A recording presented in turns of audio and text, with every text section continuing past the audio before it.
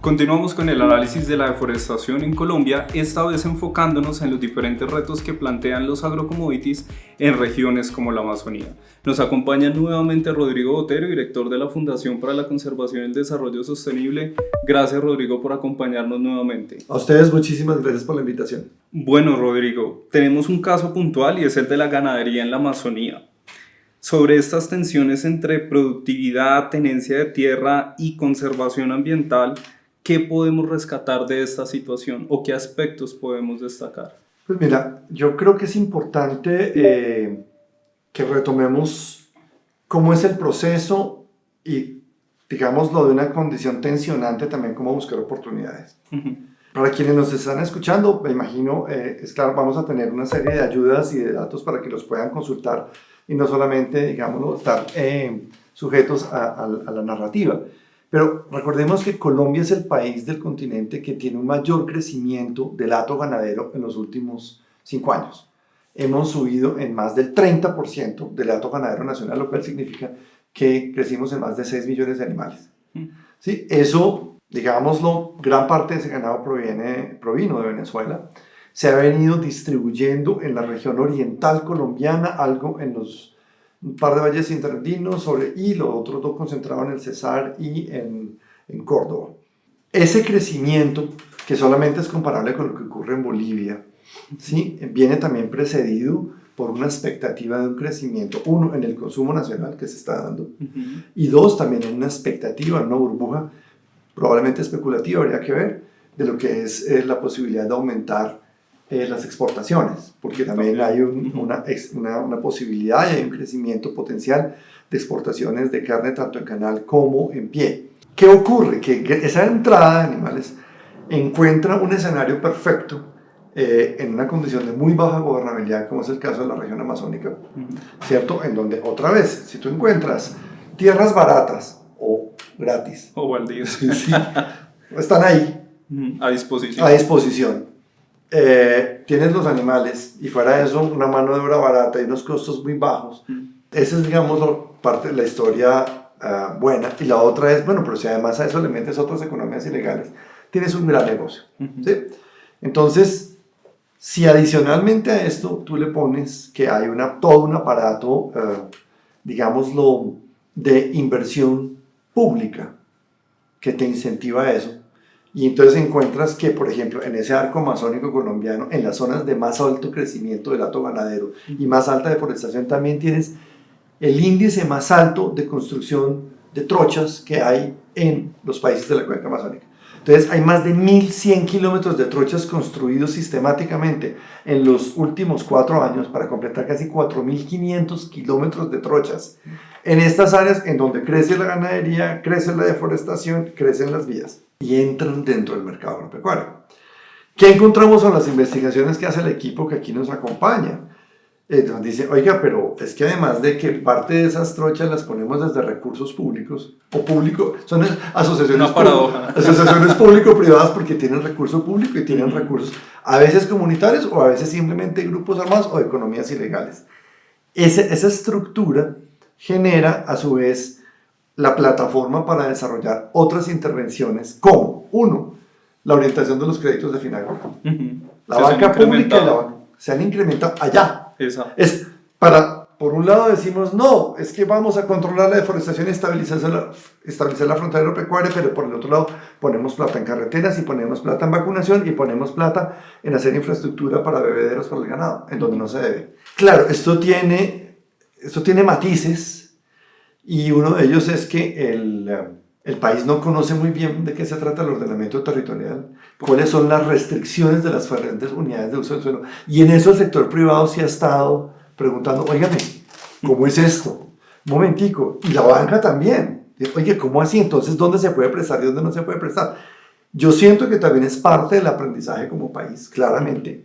Ojo, Colombia es de los países que sí tiene frontera agropecuaria y tiene unos determinantes ambientales mucho más claros, a diferencia de otros países de la región. Pero pues obviamente llevar esto a un ejercicio sistemático de la orientación de la inversión pública como el estimulante o el determinante de en dónde se debe desarrollar el proceso de desarrollo agropecuario y dónde no, estamos todavía en ello. Digámoslo que es claro que tenemos un reto enorme, Y ojo, esto no es solamente un asunto de cumplir la ley, sino también de adaptarse al mercado internacional. A Porque, las exigencias. claro, lo acabas de decir, o sea, no es solamente hablar de no deforestación en el caso de la debida diligencia de la Unión Europea, sino también de adaptarse a la legislación ambiental de cada país. Y en ese sentido, la adopción, no es la de adaptarse, la adopción de la legislación indica que tú te debes adaptar esa zonificación ambiental y esa frontera agropecuaria y ese ordenamiento.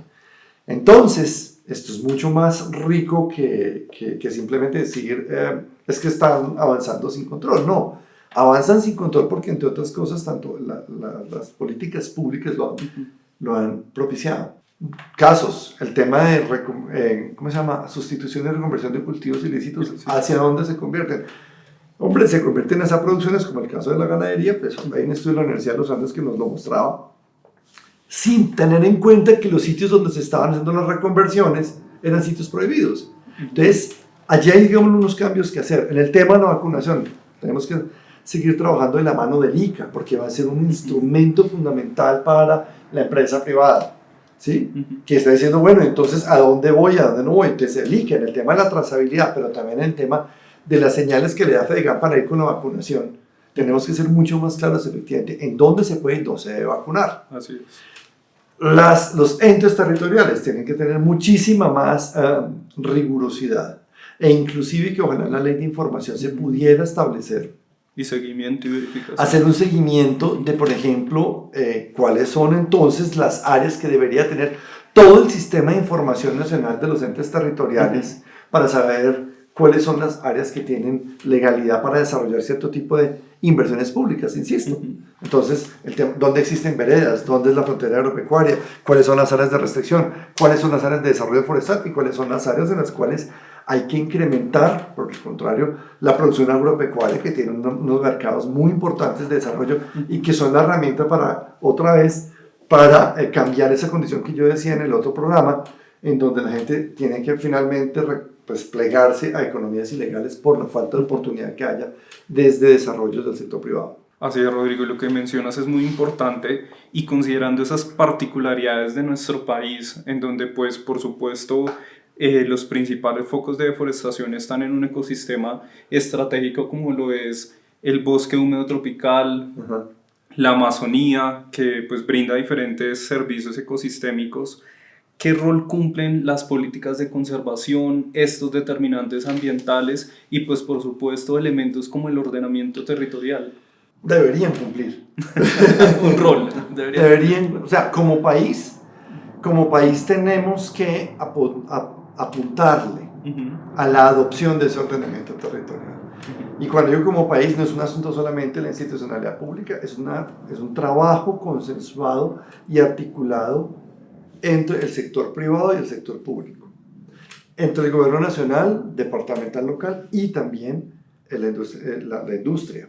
Porque si no entendemos y no adoptamos esto, vamos a seguir de alguna manera de una forma caótica, con una cosa que yo llamaba el contraordenamiento territorial.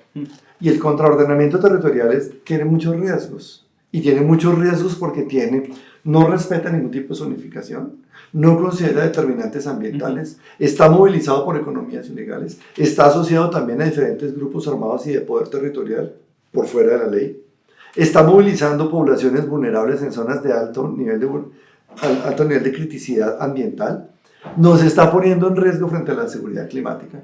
O sea, esto no es una invención, o sea, eso no es un legalismo. No. Este es el resultado de más de medio siglo, ¿cierto? En donde Colombia estudió y determinó cuáles eran las diferentes propiedades de sus territorios para establecer diferentes formas productivas. Ese es el ABC de la sostenibilidad. Ese es el ABC de la adaptación del sector privado a las condiciones de mercado mundial. Ese es el ABC de la adaptación de Colombia a las condiciones de cambio climático y vulnerabilidad. Entonces, no es un formalismo, es cómo nos adaptamos a condiciones de mercado y a condiciones de cambio climático. Entonces, por eso es sencillamente vinculante. El ordenamiento territorial es una condición vinculante para la sobrevivencia económica y ambiental de un país. Exactamente, y desde esa visión me gustaría que nos contaras por supuesto desde el rol de la fundación, cuáles son esos mecanismos habilitantes, instrumentos de política pública o lineamientos que se requieren en un país como Colombia para en un futuro no muy lejano mitigar o tratar de contener esa deforestación y pérdida de biodiversidad y por supuesto para avanzar en la consolidación de cadenas de valor sostenibles. Allí volvemos un poco a la conversación que tuvimos en el anterior episodio, y es cómo hacemos para que los bosques y la biodiversidad representen oportunidades para la gente. Y con digo oportunidades es también económicamente eso, como se vuelve un activo, donde la gente no ve al bosque como una basura en algunos casos, o un estorbo, o simplemente algo contemplativo, un elemento contemplativo decorativo, correcto. En el mejor de los casos algo contemplativo, en otros sencillamente basura que hay que quitar porque es improductivo, porque hay que volverlo algo que sirva. Entonces, primer gran reto, cómo hacer una valoración que incorpore beneficios económicos para la población local y nacional. La población nacional recibe en general beneficios por los cuales no está retribuyendo. Ya hay asuntos que digámoslo claro, en un país como estos, hablar de retribución ya la gente se pone nerviosa, porque si se trata de tributar, y hay que tributar para que eso se mantenga. ¿Sí? ¿Y quiénes deben tributar? Pues quienes reciben más esos beneficios. Entonces, si yo recibo aquí millones de litros de agua al día, producto de una relación entre unas áreas de conservación y unos ríos voladores, es decir, todo lo que viene en la carga de agua en los grandes bosques amazónicos, que me los mantiene una super esponja que yo tengo como país, que se llama la Amazonia, y otros más que están en el Pacífico, pues carajo, tengo que pensar en que hay que hacer una inversión. 1. 2, también es digámoslo, fundamental entender que hay unas áreas que hoy están degradadas y que también pueden ser una oportunidad de desarrollo económico. Hay países, aquí lo tenemos un vecinito que se llama Brasil, la cifra que está invirtiendo es más o menos un poco más de $500 million, ¿sí? En su acuerdo con otros países del mundo para hacer el proceso de restauración, es decir, de recuperación de las áreas degradadas por deforestación en la última década. Pero no es solamente, otra vez, para dejarlos como un elemento contemplativo, ¿no? Es porque allí hay oportunidades de, 1, captura de carbono, producción de madera, producción de frutales, producción de comida, incorporación de agua, generación de bienestar para los animales, generación de tierras para suelos agrícolas. O sea, es eso sostenible. Sostenibilidad. Entonces, recuperar áreas degradadas para la sostenibilidad en donde haya una convergencia entre la conservación y la producción, que a veces la gente lo ve como si fuera algo definitivamente separado. Entonces, segundo gran elemento, cómo hacer una restauración productiva de las áreas degradadas.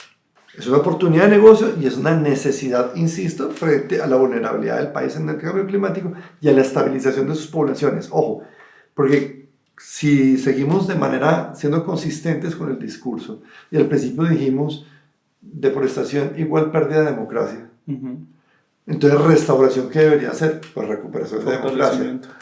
Exactamente, ¿sí?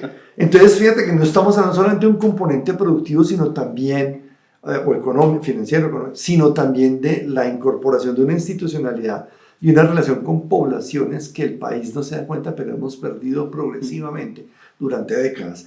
Esa brecha hay que cerrarla. Bueno, y finalmente está el otro elemento, y es todas esas determinantes de ordenamiento territorial, los estudios que hacemos aquí y otras organizaciones tienen un sentido, y es a pesar de que hay, digamos, corrientes negacionistas hoy por hoy en el mundo, en el planeta, cada vez más fuertes, pues hay quienes pensamos que efectivamente sí estamos llegando a un punto muy complejo de calentamiento. De no retorno. De no retorno, y donde este tipo de países que son tan vulnerables se tienen que preparar. Entonces, es una responsabilidad, una necesidad de adaptarnos a las condiciones de mercado del siglo XXI, que van a requerir cada vez más el cumplimiento de estas condiciones, y por el otro lado, es la adaptación de un país a unas condiciones también de calentamiento global, de eventos climáticos extremos, y por lo tanto también de conflictividades socioambientales. parte de lo que nosotros hemos mostrado es cómo las conflictividades socioambientales del país están concentradas en las áreas en donde hay mayor deforestación y degradación ambiental. Pues no es un gran descubrimiento, es obvio, pero ya entrar a enfocarnos en qué es lo que se requiere en los territorios, me parece que es una tarea en la cual podemos contribuir desde organizaciones como esta y muchas otras que están haciendo un muy buen trabajo. Bueno, Rodrigo, considerando los requerimientos del reglamento europeo, ¿se podría considerar en nuestro país que los agrocommodities son causantes de la deforestación? Habría que tener una mirada diferenciada, no podemos hablar de los agrocommodities en general.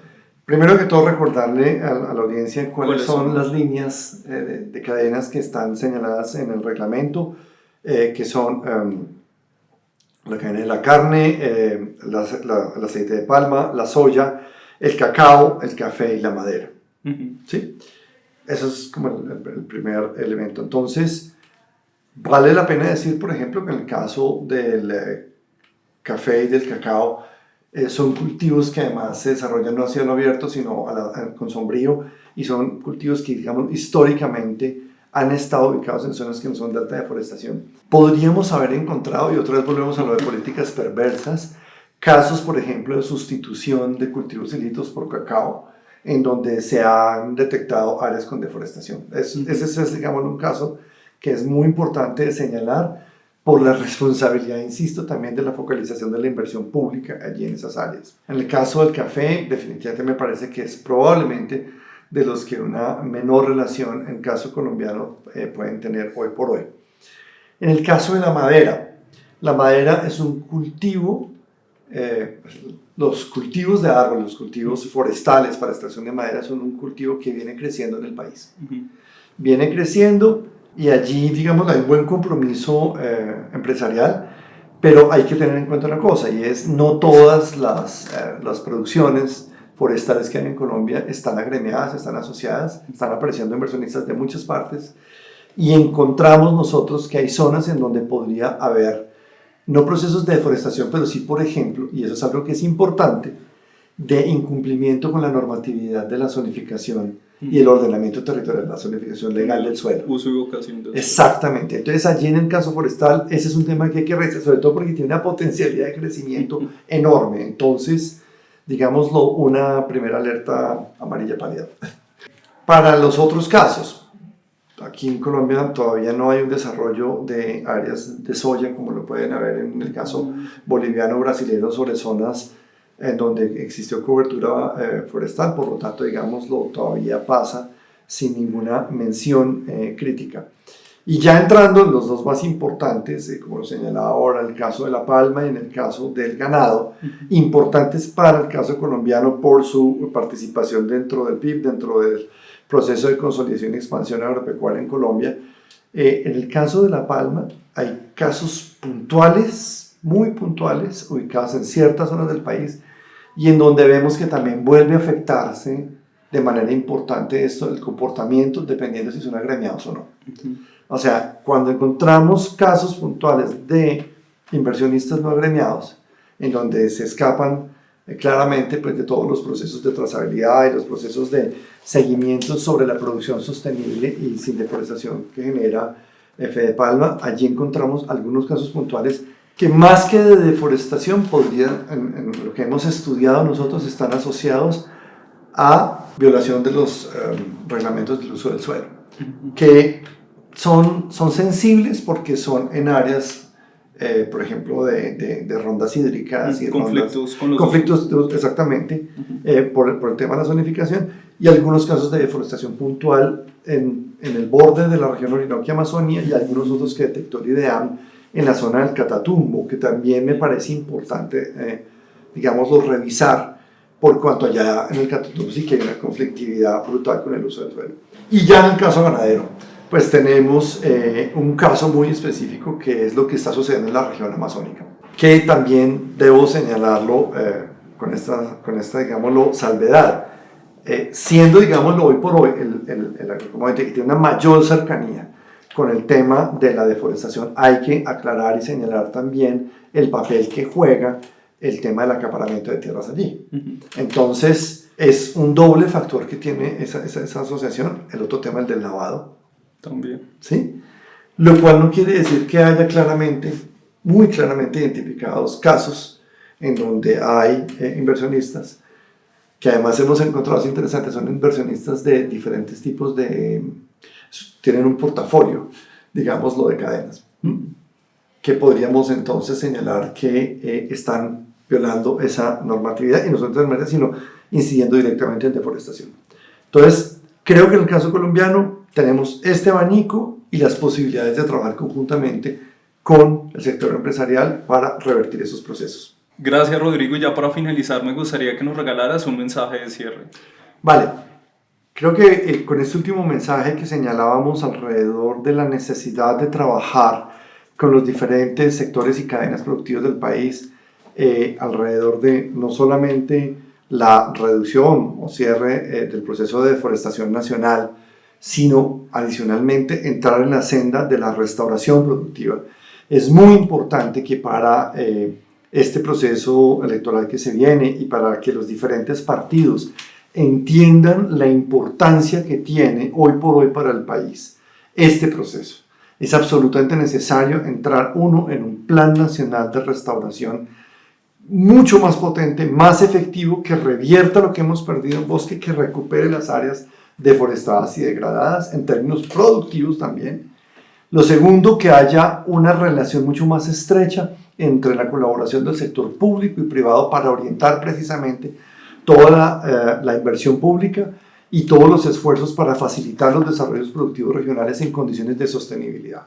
Y lo tercero, que haya una discusión de la sociedad civil alrededor de este proceso electoral, en donde se involucre y se incorpore los derechos de la población colombiana para recibir información sobre el origen de sus productos, que eso también hace un proceso de diferenciación y de competitividad de la industria colombiana que la pueda, digámoslo, disparar hoy por hoy en las condiciones de mercados mundiales que van a exigir cada vez más información sobre el origen de los productos, no solamente las condiciones ambientales, sino sociales y culturales en que se desarrollan los enclaves productivos de cada país. Nuevamente, muchas gracias, Rodrigo, por acompañarnos, gracias por este mensaje, y como tú bien lo mencionabas, son múltiples las oportunidades que tenemos a través de la implementación de acciones de restauración y de la generación de cadenas de valor alrededor precisamente de la recuperación de esa función, composición y estructura de ecosistemas estratégicos de nuestro país, y por supuesto de esta manera posicionar al capital natural como ese factor de crecimiento, progreso y desarrollo.